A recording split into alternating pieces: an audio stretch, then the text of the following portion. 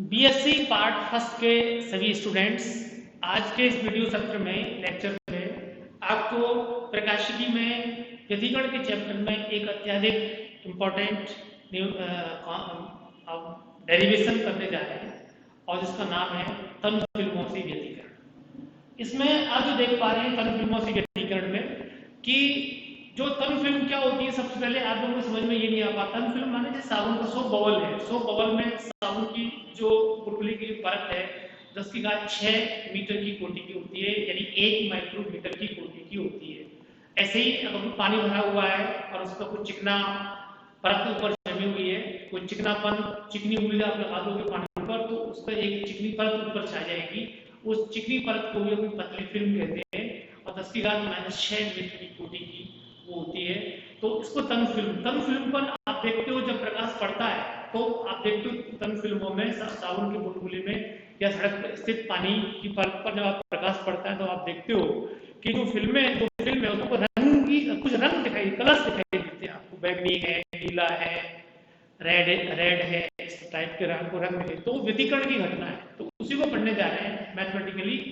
तो जो पानी है नीचे, पानी पर ऊपर एक पतली फिल्म है जिसकी मोटाई माना स्मॉल टी है और माना कि जिस पदार्थ की जो परत है वो पतली तनु फिल्म है वह न्यू अपवर्तनांकी है और ऊपर हवा है, प्रकाश आपतित है। आप देख पा रहे हैं यहाँ पर ये चीज आप जो देख पा रहे हैं यहाँ पर, ये टी मोटाई की एक तनु फिल्म है, एक समान मोटाई की, और न्यू उसका अपवर्तनांक है। ऊपर से प्रकाश स्रोत ये है।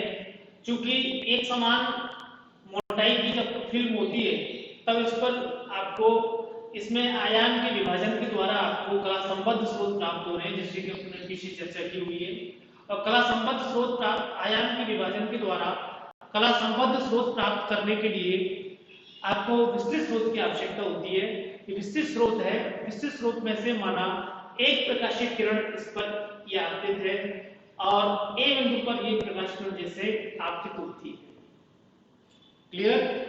तो जब इस पर ये आपतित होती है, आप देख पा रहे हैं यहाँ पर कि ये प्रकाशीय किरण जब इस पर आपतित होती है तो आप ये चीज ध्यान रखेंगे कि जैसे ही ये प्रकाशीय किरण ए पर आपतित होगी, आपतित होने के बाद आंशिक रूप से इसका परावर्तन हो गया, आयाम का विभाजन हो गया, चमक का विभाजन हो गया, तीव्रता का विभाजन हो गया, ये स्तर चली गई।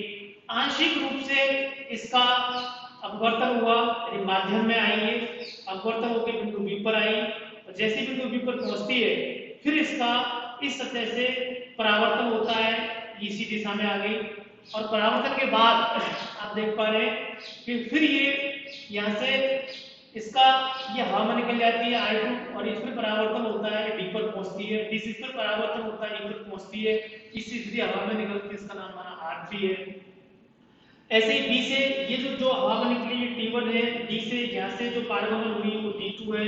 ये जो प्रकाश है नीचे वाला, ये जो प्रकाश है नीचे वाला, ये जो प्रकाश आपका पारगमन प्रकाश कहलाता है और ये जो प्रकाश है ऊपर वाला ये परावर्तित प्रकाश कहलाता है। R1 R2 R3 इसमें जो आपको दिख रहे हैं। क्लियर? ये आपकी सिचुएशन है। टी इसकी थिकनेस है, आप देख पा रहे हैं यहाँ पर। आई चूंकि कोण आपतन कोण हमेशा विलंब से बनाए जाते हैं, ये आपतन कोण है और ये जो आप देख पा रहे हैं यहाँ पर ये इसके बराबर होगा और ये यहाँ पर अब आगे आप जो देखने जा रहे हैं चीज वो ये है कि ये किरण तो जैसे ये किरण आपतित हुई, ए पर आई, ए से ये हवा में चल पड़ी। क्लियर? और ये R2 हवा में आने के लिए पहले इसने ए से बी पर आई है, बी से फिर सी पर आई, फिर उसके बाद हवा में आई है ये। तो इसके भी यानी R1 और R2 के बीच में क्या हो गया, पथ में अंतर हो गया। ये यहाँ से आप यूं चल पड़ी जबकि ये हवा में आई है तो पहले इतनी अंदर गई है, फिर इतनी बराबर ऊपर आई, फिर ये हवा में गई है। दोनों के पथ में अंतर है। इसका पथ जैसे यहाँ से काउंट करेंगे कितना, इसका पथ काउंट करेंगे ये दूरी प्लस ये दूरी और ये दूरी। तो ये दोनों को सबसे पहले अपन क्या निकालना चाहते हैं कि दोनों प्रकाशीय किरणों के बीच में पथांतर का मान कितना है। क्लियर? तो इसको निकालने के लिए कितना पथांतर है इन दोनों के बीच में उसको सबसे पहले लेने जा रहे हैं। देखें आप ये पूरा मैथमेटिकल इक्वेशन रहेगा आप लोगों के लिए। इसमें आप देखें कि मैं आपसे पूछूं, अगर आप यहाँ से ये अभिलंब डाल देंगे, ये अभिलंब ये डाल दिया आपने, ये कोण 90 डिग्री का है और इसका नाम आप माना दे रहे हैं कि पॉइंट के है, ये के पॉइंट है, आपने नाम दे दिया इसको। मैं समझता हूँ आपको दिख रहा होगा के पॉइंट, ये जो पॉइंट है ये है, और इस के पॉइंट में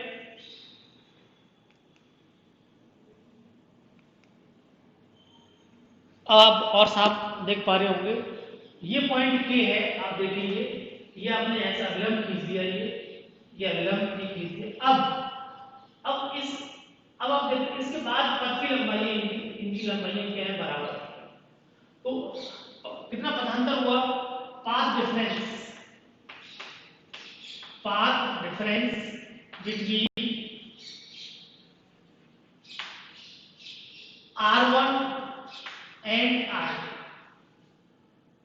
R1 R2 के बीच में, R1 R2 के बीच क्या होगा, इसको लिखेंगे हम लोग डेल्टा से, is equal to what, AB plus BC, ये दूरी इसमें माध्यम में चली गई दूरी हो गई माइनस A की दूरी किसमें चली गई, ये हवा में, प्रकाश के साथ, यानी AB प्लस BC में से अगर एक घटा दो तो ये दूरी फिर उसके बाद क्या हो जाएगी, बराबर हो जाएगी। यानी इतना पाथ डिफरेंस से आप ज्योमेट्री से आप देख पा रहे हैं। क्लियर, AB प्लस BC अगर आप देखोगे ये ज्यामिति है, AB प्लस BC का मान देखोगे, ये कोण R है तो ये भी R होगा, ये भी R होगा, जब दोनों कोण बराबर हैं तो ये दोनों AB बराबर BC होगा, और AB बराबर BC होगा तो AB का मान ये लिख दो कि ये भी हो गया, BC का मान भी AB के बराबर है, तो AB और AB ये माध्यम में चली गई दूरी होगी, ये एक दूरी किसमें चली गई है, हवा में, प्रकाश के द्वारा, AB ट्वाइस AB हो गया, ट्वाइस AB माध्यम में चली गई दूरी, और ये दूरी किस होगी, A के distance covered by light in air. Clear, अब चूंकि आपको ये पता होना चाहिए कि माध्यम को, ये माध्यम में चली गई दूरी है, जिसकी ये फिल्म बनी हुई है जो उस माध्यम की, ये हवा में प्रकाश के द्वारा तय की गई दूरी है, ये प्रकाश के द्वारा माध्यम में तय की गई दूरी है, इन दोनों दूरियों को बराबर करना होगा, तो इसमें क्या करेंगे, म्यू का गुणा कर देंगे, म्यू ट्वाइस। अब ये दूरी किसमें हो गई, ये भी हवा में हो गई, और एक ही किसमें, ये भी हवा में है, अब ये दोनों हवा में हो गई, हवा आपको लिखने की आवश्यकता नहीं है, क्योंकि अगर देखें आपको कंसेप्चुअली तो म्यू का जो मान होता है, म्यू बराबर होता है C/V। C अगर बराबर समय है, x t समय में चली गई दूरी, और इसके द्वारा एयर में और मीडियम में चली गई दूरी t समय में ही इसके बराबर होगी, t से t कैंसिल हो जाएगा, और आप जो देख पाते हैं वो क्या आएगा, म्यू बराबर क्या आता है, XA/XN, और XA का मान किसके बराबर आता है, म्यू इनटू XN।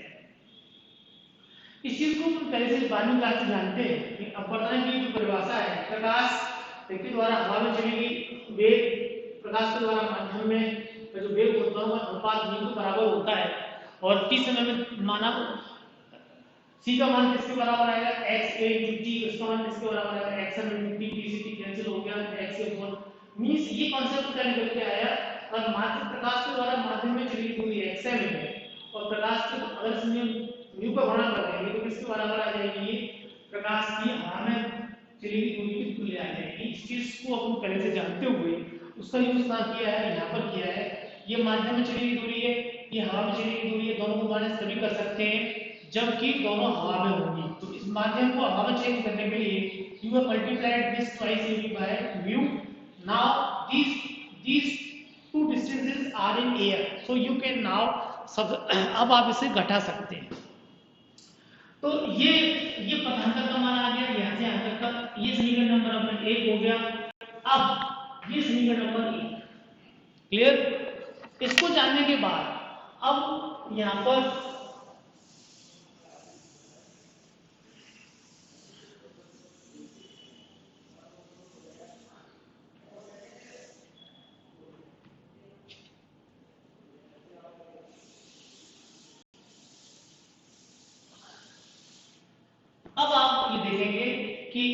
मान निकालेंगे और एक ए का मान। पहले एक ए का मान निकालते हैं।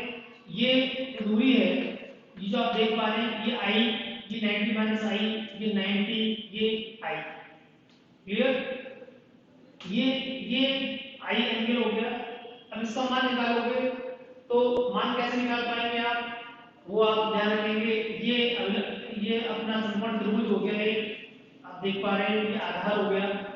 और इसको देखोगे आप पीछे डैश डैश बढ़ाओगे, ये कुछ ऐसे बढ़ा दोगे। ये पॉइंट माना कोई पॉइंट ई है बीच वाला, ये आप देख पा रहे होंगे चित्र में, शायद आपको साफ दिख रहा होगा। ई, ये जो पॉइंट है ये ई है। ये आपने अगर यहाँ से बी पॉइंट को आगे डैश डैश आगे बढ़ाओगे तो ये इस त्रिभुज के ये जो आधार है इसको लगभग ये एग्जैक्टली क्या होगा, आधे बिंदु पर होगा, मिड पॉइंट होगा। तो इस त्रिभुज में अगर आप देखोगे, इस त्रिभुज में मैं आपसे पूछूं कि ये मोटाई टी के बराबर होगी, आप देखेंगे त्रिभुज ABE में अब मेरे को बताएंगे ये कौन कितने का है, आर का। ठीक है, आपको संबंध इस आधार में और इस आधार में देखना है। ये आधार है, क्लियर, और ये AE है। तो AE में आप निकालोगे तो 10R के बराबर आ जाएगा। 10R is equal to what, AE बटे BE। AE आपको निकालना है और BE का मान किसके बराबर है, T की। तो AE इज इक्वल टू कितना हो गया, T इंटू 10, और AC कितना हो गया, AC बराबर कितना है, twice AE is equal to 2T10। तो एक चीज ये आपके सामने आ गई कि AC का जो मान है वो किसके बराबर है, 2T10R के बराबर। अब जो ट्रायंगल लेते हैं, अब देखेंगे आप ट्रायंगल AKC साइन आई बराबर, साइन आई का जो मान होगा किसके बराबर होगा, A के लंब बटे कर्ण। कर्ण क्या है, AC। AK का मान आपको निकालना है, AC का मान कितना है, 2T है। A के बराबर कितना हो गया, 2T 10R इंटू साइन।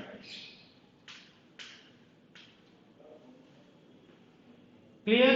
ये मान AK का आपके पास आ गया, जो कि आपको कहां चाहिए, this value is to be used here. ये वैल्यू आपको यहां पर यूज करनी है। Clear? Now we comes to the AB। क्या अब आपको क्या प्रश्न रह गया है कि अब आप AB को कैसे निकालेंगे। AB को निकालने के लिए AB आपको कहां दिख रहा है, इसको उसमें आप देखेंगे, ये आपने निकाल लिया, इसको मिटाएं आप, इसका कोई यूज नहीं है, वो यूज ऑफ इट। अब आप ये चीज देख पा रहे हो यहां पर कि आपको निकालना है AB निकालने के लिए आप जो त्रिभुज यूज करेंगे वो है ट्रायंगल AEB। इसमें cos R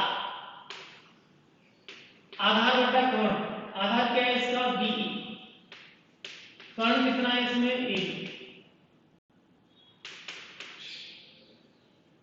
ये इसका आधार है, ये इसका लंब है, ये इसका क्या है, कर्ण। तो आधार बटा कर्ण AB बटा BE बटा AB। BE किसके बराबर है, T थिकनेस AB। AB का मान किसके बराबर आ गया, this AB is equal to T upon cos।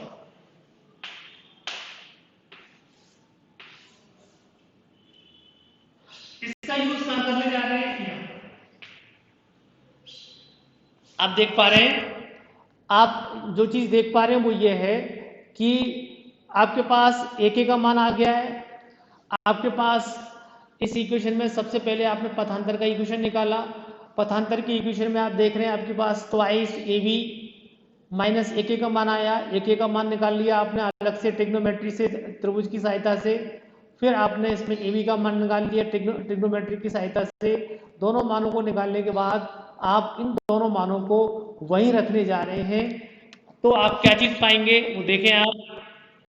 जो चीज आप पाएंगे उसमें ये है कि जो चीज आप पाएंगे उसमें डेल्टा बराबर twice mu t upon cos minus a के 2t टेन आर और इंटू साइन। ये चीज आप देख पा रहे हैं यहां पर।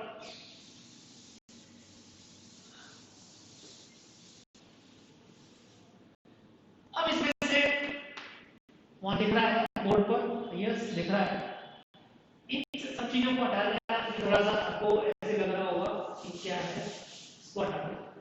अब आप देखिए इसमें से twice mu t upon cos ये कॉमन है, क्या बचेगा 1 माइनस, क्या बचेगा 1 minus,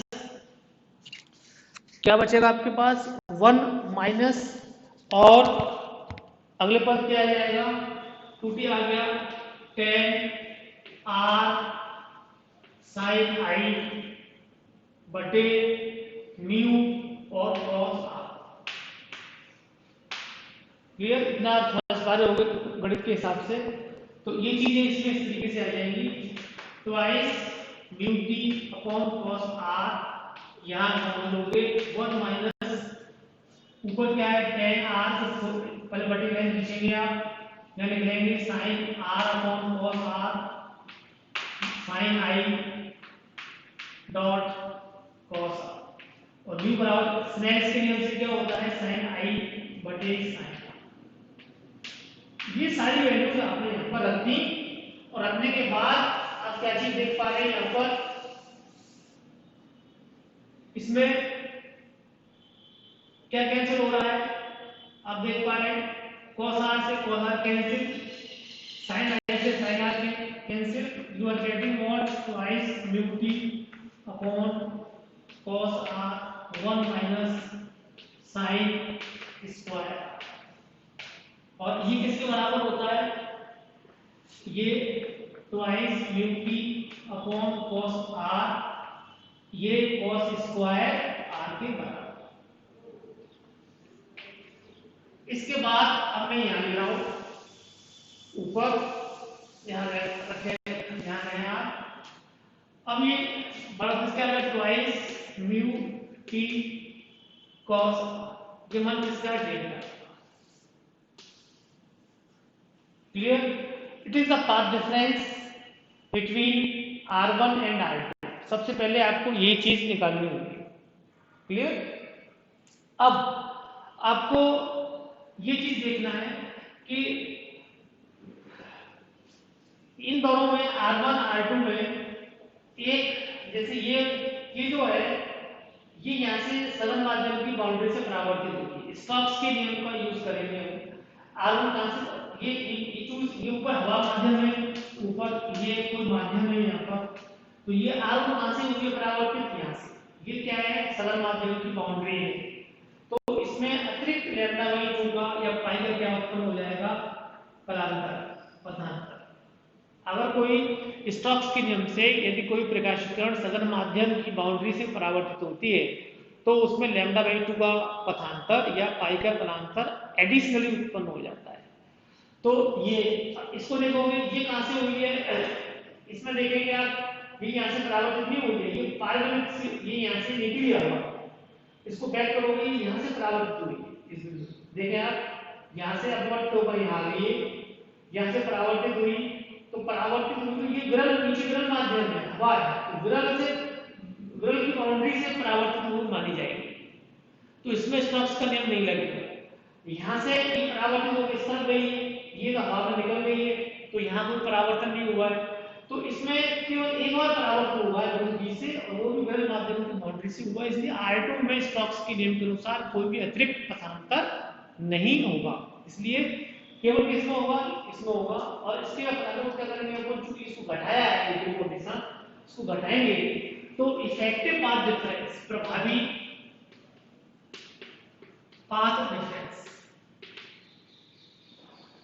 delta is equal to twice mu t cos r minus delta y।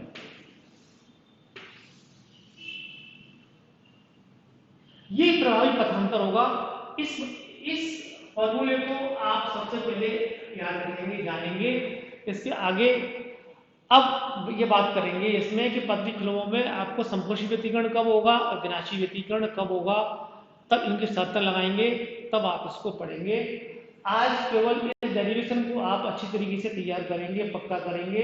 मैं ये समझता हूँ कि आपकी समझ में निश्चित रूप से आ गया होगा। Thank you very much.